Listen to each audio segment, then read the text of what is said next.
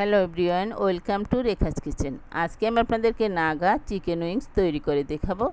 তার জন্য এখানে আমি দুটি মরিচ নিয়েছি। এখন আমি এই মরিচ দুটোকে বেটে নেব।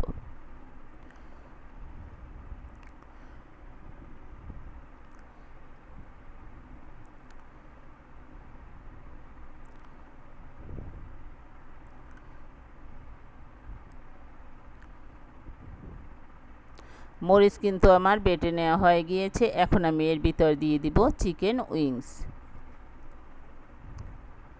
আমি ভালো করে কেটে তারপর ধুয়ে পরিষ্কার করে নিয়েছি। আর দেখতেই পাচ্ছেন উইংসগুলো আমি কিভাবে কেটে নিয়েছি। এখন আমি বাকি মশলাগুলো এর ভিতরে দিয়ে দিব। প্রথমে আমি এর ভিতর দিয়ে দিলাম হাফ চামচ পরিমাণ লাল মরিচের গুঁড়া, দিয়ে দিলাম গোলমরিচের গুঁড়া, দিয়ে দিব 1 চামচ পরিমাণ সয়া সস। আমি যেহেতু নাগা মরিচ দিয়েছি তাই মরিচের পরিমাণটা কিন্তু একটু কম দিয়েছি। দিয়ে দিলাম স্বাদ মতো লবণ।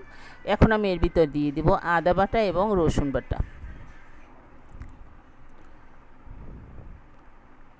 দেয়া হয়ে গেলে সব কিছুকে ভালো করে আবারও একটু মাখিয়ে নিব।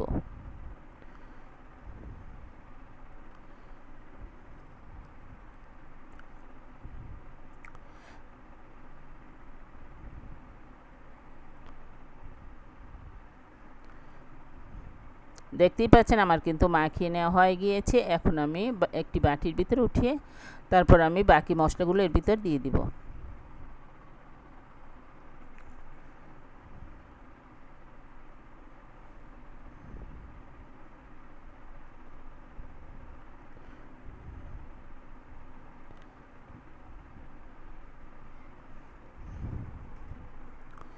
এখন আমি এর ভিতর দিয়ে দিব 1 টেবিল চামচ পরিমাণ দিয়ে দিব কর্নফ্লাওয়ার। আর কর্নফ্লাওয়ার অবশ্যই দিতে হবে, তাহলে কিন্তু খেতে ভালো লাগবে এবং চিকেন উইংসও কিন্তু ক্রিস্পি হবে। এখন আমি এর ভিতরে দিয়ে দিব ময়দা 2 টেবিল চামচ পরিমাণ। দেয়া হয়ে গেলে আবার সব কিছুকে আমি ভালো করে একটু মিশিয়ে নেব।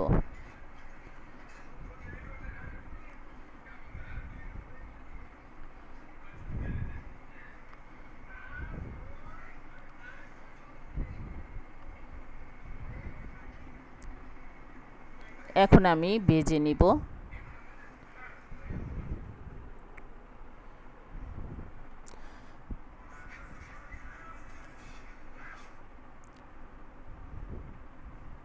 তার জন্য চুলায় একটি প্যান বসিয়ে দিয়েছি পর্যাপ্ত পরিমাণ তেল গরম হয়ে গিয়েছে। এই পর্যায়ে আমি এক এক করে চিকেনগুলোকে দিয়ে দিব।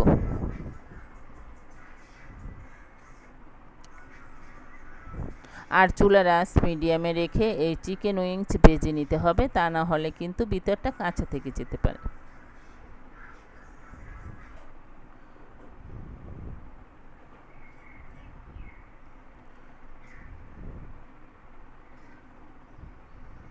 আর এভাবে চিকেন উইংস ভেজে নিলে কিন্তু বাচ্চারা খেতে খুব পছন্দ করবে। আর আপনারা চাইলে কিন্তু এগুলো মাখিয়ে ডিপ ফ্রিজে সংরক্ষণ করে রেখে খেতে পারবেন।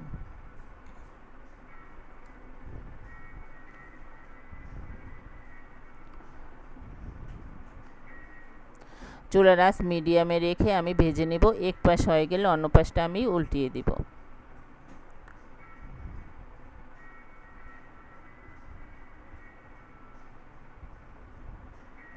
দেখতেই পাচ্ছেন আমি কিন্তু উল্টিয়ে দিয়েছিলাম। মাঝে মাঝে উল্টিয়ে আমি আমার পছন্দ মতো করে চিকেন উইংসগুলো ভেজে নিয়েছি। এর চেয়ে বেশি ভাজার আর দরকার নেই। দেখতেই পাচ্ছেন কালারটা কিন্তু খুবই সুন্দর হয়েছে। এখন আমি উঠিয়ে নিব। এখন অন্য একটি প্যান বসিয়ে দিয়েছি। প্যান গরম হয়ে গেলে এর ভিতর দিয়ে দিব আমি তেল। সামান্য পরিমাণ তেল দিয়ে দিতে হবে।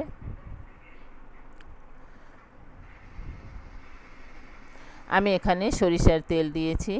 আমি প্রায় 1 টেবিল চামচ পরিমাণ তেল দিয়েছি। তেল গরম হয়ে গেলে এর ভিতর আমি দিয়ে দিব পেঁয়াজ কুচি, দিয়ে দিব 1 কোয়া রসুন কুচি।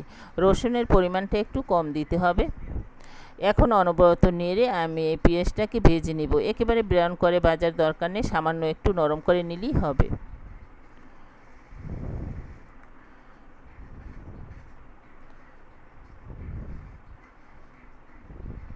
দেখতেই পাচ্ছেন ভেজে নেওয়া হয়ে গিয়েছে। এখন আমি এর ভিতর দিয়ে দিব টমেটো কেচাপ। এখন ভালো করে আবারও একটু নেড়ে নিব।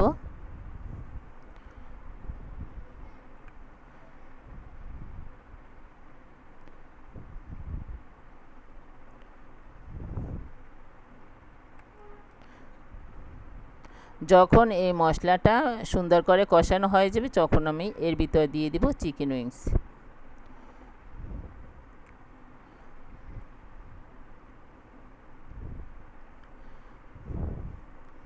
দেখতেই পাচ্ছেন আমার কিন্তু কষিয়ে নেওয়া হয়ে গিয়েছে। এখন আমি দিয়ে দিব সেই ভেজে রাখা চিকেন উইংস।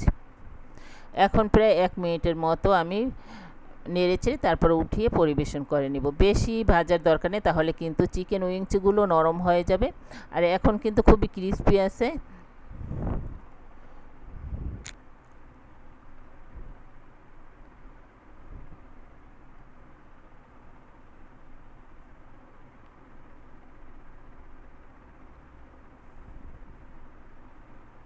ভেজে নেওয়া হয়ে গিয়েছে, এর চেয়ে বেশি আর জাল করার দরকার নেই। এখন আমি উঠিয়ে পরিবেশন করে নিব। আশা করছি আজকের এই চিকেন উইংসের রেসিপিটি আপনাদের কাছে অনেক ভালো লেগেছে। ধন্যবাদ।